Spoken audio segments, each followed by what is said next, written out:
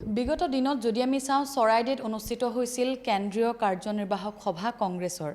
সেই বৰ্ধিত কাৰ্যনিৰ্বাহকতেই মুখ্যমন্ত্ৰী হিমন্ত বিশ্ব শৰ্মাই সাম্প্ৰদায়িক মন্তব্য বা সাম্প্ৰদায়িক ৰাজনীতি কৰাৰ অভিযোগত গৰিহণাৰ প্ৰস্তাৱ আনিছিল প্ৰদেশ কংগ্ৰেছে আৰু তাৰ পিছতেই বিজেপিয়ে কৈছে যে মিয়াৰ যি উজনিত আগ্ৰাসন সেই আগ্ৰাসন কংগ্ৰেছে সাপোৰ্ট কৰে বা তেওঁলোকে বিচাৰে ভোট বেংকৰ স্বাৰ্থত মোৰ সৈতে আছে যোৰহাট লোকসভা সমষ্টিৰ সাংসদ গৌৰৱ গগৈ মই তেওঁৰ সৈতে কথা পাতিব বিচাৰিছো আপোনালোকৰ দল কৈছে যে উজনিত কংগ্ৰেছে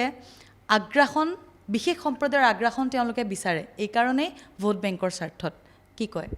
সক অসমৰ জনসাধাৰণে বুজি পাইছে যে মুখ্যমন্ত্ৰী হিমন্ত বিশ্ব শৰ্মা ডাঙৰীয়া অলপ শংকিত গম পাইছে যে 1.5 বছৰ পিছত তেওঁলোকৰ মুখ্যমন্ত্ৰী গাদী যাব আৰু সেই কাৰণে বৰ্তমানৰ সময়ত উজনি আৰু নামনি অসমৰ মাজত সংঘাত লগাইছে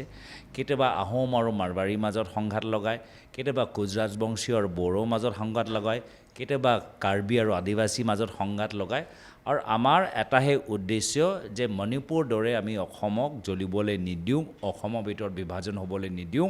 আমি কংগ্ৰেছ দল জনসাধাৰণৰ লগত জনসাধাৰণৰ বিষয়বোৰ উত্থাপন কৰি ৰাইজক একত্ৰিত কৰি ৰাখিম আৰু মুখ্যমন্ত্ৰী মহোদয় আপ্ৰাণ চেষ্টা কৰিলেও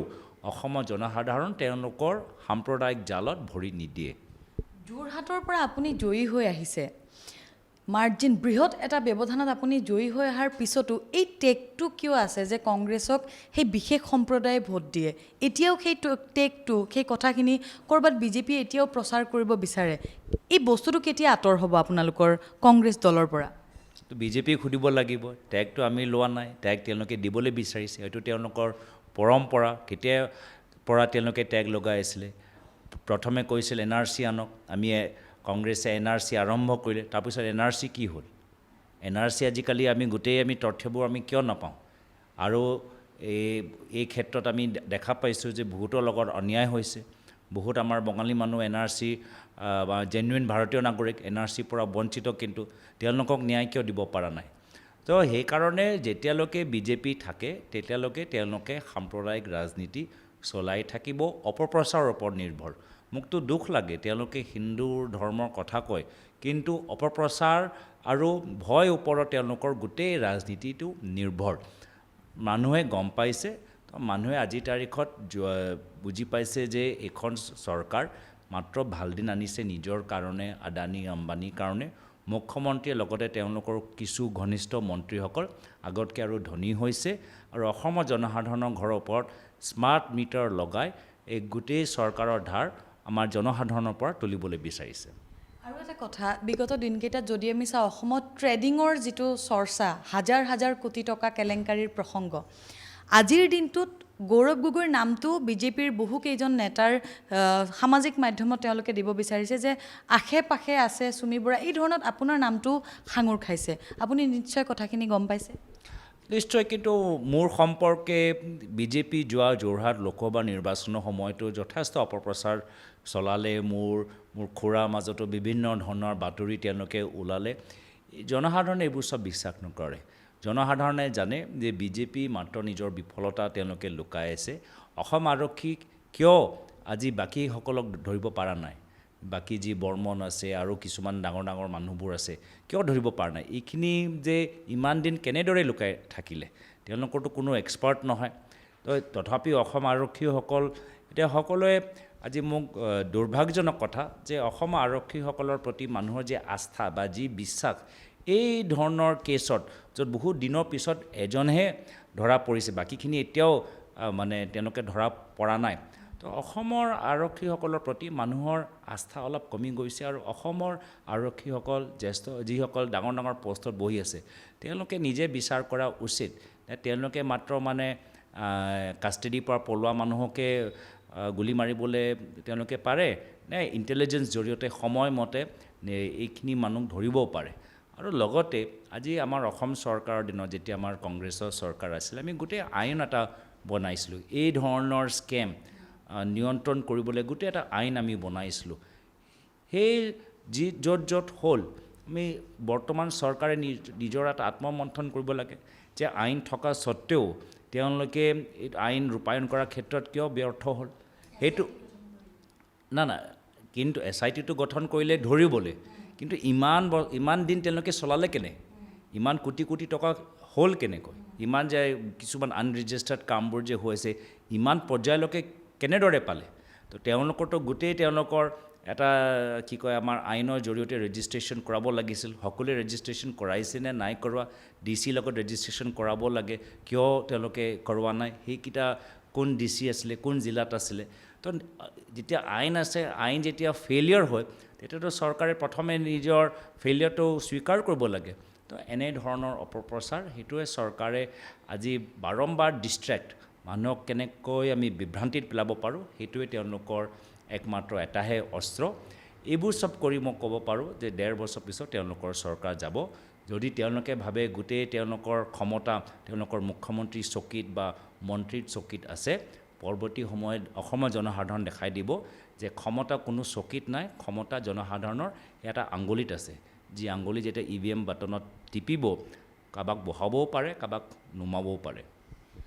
আৰু এটা কথা চৰ্চা হৈছে যে নেতা মন্ত্ৰী বা বিভিন্নজন ওপৰ মহলৰ লোকো জড়িত হৈ আছে সামাজিক মাধ্যমত চৰ্চা হৈছে এই ক্ষেত্ৰত আপুনি কি কয় কি ভাবে চাওক যি ধৰণৰ এইসকলক ধৰিবলৈ ইমান সময় লাগিছে আৰু এতিয়াও কিছুমান পুলিচে ধৰিব পৰা নাই তো নিশ্চয় আমাৰ ইয়াত সন্দেহ হোৱাটো স্বাভাৱিক যেহেতু আজি মই কৈছোঁ তেওঁলোকে এক্সপাৰ্ট নহয় মাষ্টাৰমাইণ্ড ক্ৰিমিনেল নহয় পুলিচক কেনেকৈ এভইড কৰিব পাৰে সেইবোৰ চব তেওঁলোকে কথা নাজানে নিশ্চয় কিছুমানে তেওঁলোকক পৰামৰ্শ দিছে কিছুমানে বুদ্ধি দিছে সেইকাৰণে তেওঁলোকে ইমান দিনৰ পৰা পুলিচৰ আঁতৰত আছে SIT বনাবলৈ কি হ'ল অসম আমাৰ নৰ্মাল যে পুলিচ আৰক্ষীসকল আছে SP সকল আছে IGP সকল আছে তেওঁলোকে কিয় পাৰা নাই তো সেইকাৰণেতো আমাৰ এটা সন্দেহ আৰু আমি এটা সময়ত কৈছিলোঁ যে এতিয়ালৈকে এজনহে ধৰা পৰিছে বাকীখিনি নাই আমি বিচাৰিছোঁ CBI এইটো তেওঁলোকে বৰ্তমান চৰকাৰে হেণ্ডঅভাৰ কৰিব লাগে আৰু এটা কথা আপুনি বাৰে বাৰে কৈছে যে 2026ত চৰকাৰ সলনি হ'ব মুখ্যমন্ত্ৰী সলনি হ'ব গতিকে আমি কিমান ক'ব পাৰোঁ যে গৌৰৱ গগৈ ৰাইজে কিন্তু অসমত এটা চৰ্চা চলিছে যে গৌৰৱ গগৈক ৰাইজে আশা কৰিছে যোৰহাট নিৰ্বাচনৰ পিছত ৰাইজে ক'ব বিচাৰিছে এখন আশাৰ ছবি এখন দেখিছে গতিকে আপুনি কেনেধৰণে ভাবে 2026ক লৈ অসমক লৈ আপোনাৰ কি সপোন প্ৰথমে এই 1.5 বছৰ ভিতৰত বহুত আৰু কৰিবলগীয়া আছে মই নাভাবোঁ যে আজিৰ তাৰিখত আমি এনেদৰে কাম কৰিলে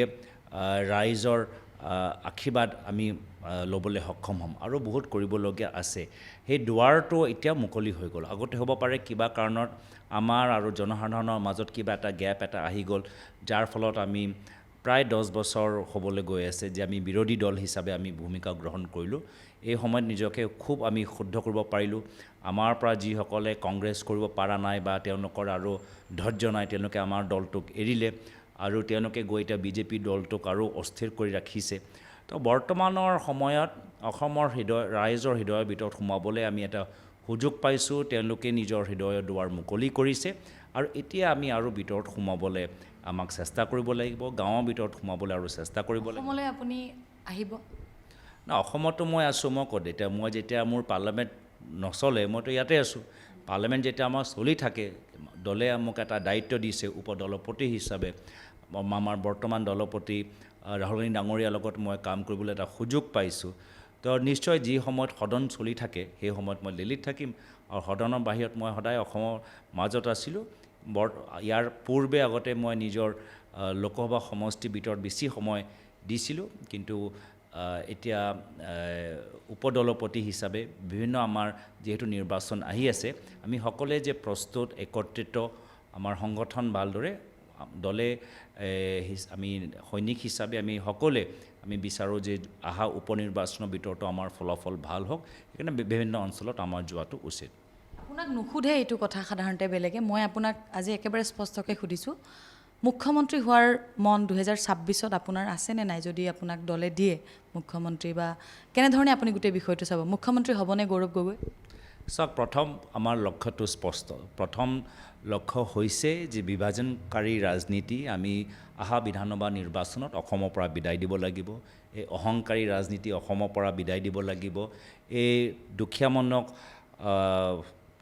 অত্যাচাৰ কৰা আৰু নিজকে ধনী কৰা এই ৰাজনীতি অসমৰ পৰা বিদায় দিব লাগিব তাৰ বাবে আমি এখন বিজেপি চৰকাৰ অহা নিৰ্বাচনত পৰাজিত কৰিব লাগিব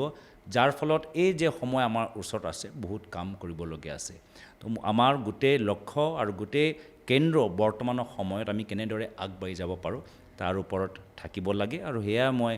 যোৱা আমাৰ চৰাইদেউ য'ত আমাৰ অধিৱেশন হ'ল তাতো মই একেখিনি কথা ক'লোঁ যে বহুত আৰু কৰিবলগীয়া আছে আৰু কংগ্ৰেছ খাটিব পাৰে কংগ্ৰেছ ত্যাগ কৰিব পাৰে কংগ্ৰেছ কষ্ট কৰিব পাৰে তো মোৰ কংগ্ৰেছ নেতৃত্ব আৰু কৰ্মীসকলৰ ওপৰত বিশ্বাস যে আমি দিনে ৰাতি কাম কৰি ৰাইজৰ আশীৰ্বাদ অহা বিধানসভা নিৰ্বাচনত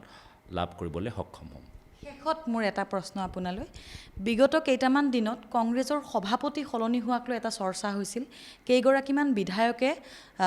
চহী কৰি তেওঁলোকে দিল্লীলৈ যোৱা বুলিও প্ৰচাৰ হৈছিল বিভিন্ন সংবাদ মাধ্যমত গতিকে এই ক্ষেত্ৰত আপুনি এই বিষয়টো গম পাইছিল নে তেতিয়া চাওক আমাৰ কথা স্পষ্ট যে আমি একত্ৰিত হৈ অহা উপনিৰ্বাচনত দলে আমাক বিভিন্ন দায়িত্ব দিছে মোক বিশেষকৈ বিহালীত সময় দিবলৈ আহ্বান জনাইছে ৰকিবুল হুছেইন ডাঙৰীয়াক সামগ্ৰীত বিশেষ সময় দিবলৈ জনাইছে প্ৰদ্যুৎ বৰদলৈ ডাঙৰীয়াক বঙাইগাঁও সমষ্টিত জাকিৰ হুছেইন চিকদাৰ ডাঙৰীয়াক চিডলি সমষ্টিত তো আমি এনেদৰে আমি কামখিনি কৰি আছোঁ আমাৰ সভাপতি আৰু বিধায়িনী দলৰ দলপতি আমি এই সদায় মানে একজোট হৈ থাকিবলৈ বিচাৰোঁ কংগ্ৰেছ তেতিয়াহে ভালদৰে নিৰ্বাচন প্ৰচাৰত সোমায় যেতিয়া আমি সকলোৱে একত্ৰিত তো বিভিন্ন কথা বতৰা মই গম পাইছোঁ ওলাইছে এইটো বিজেপি এটা চাল যে আমালোকৰ মাজত ভাগ ভাগ কৰা তেওঁলোকৰ নিজৰ মাজত যে ভাগ পুৰণা আৰু নতুন বিজেপিৰ মাজত ভাগ যিমান যোৰহাট লোকসভা নিৰ্বাচন লৈ তেওঁলোকে দুখিত মই ভাবোঁ তেওঁলোকে তাতকৈ আৰু বেছি ডিব্ৰুগড় লোকসভা ফলাফলৰ পৰা তেওঁলোকৰ দুখিত মই যি ভিতৰীয়া এটা গম পাইছোঁ যে ডিব্ৰুগড় লোকসভা নিৰ্বাচনৰ সম্পৰ্কে বহুত মানে তেওঁলোকৰ বিভিন্ন ধৰণৰ শিবিৰ আৰু আন্তৰিক তেওঁলোকৰ শীতল যুদ্ধ চলি আছে তো সেইকাৰণে যোৰহাটকৈ তেওঁলোকে যে ডিব্ৰুগড় হেৰুৱালে লগতে মুখ্যমন্ত্ৰী হিমন্ত বিশ্ব শৰ্মা ডাঙৰীয়া তেখেতৰ আটাইতকৈ ঘনিষ্ঠ বন্ধু মৌলানা আজমল চাহাবক আজি তেওঁলোকে নিজৰ কাষত পোৱা নাই সেইকাৰণে বিজেপি অস্থিৰ আৰু অপপ্ৰচাৰৰ ওপৰত নিৰ্ভৰ কংগ্ৰেছ দল একত্ৰিত কংগ্ৰেছ দল আৰু কাম কৰিবলৈ আমি প্ৰস্তুত হৈ আছোঁ ধন্যবাদ জনাইছোঁ এয়া আছিলে যোৰহাট লোকসভা সমষ্টিৰ সাংসদ গৌৰৱ গগৈ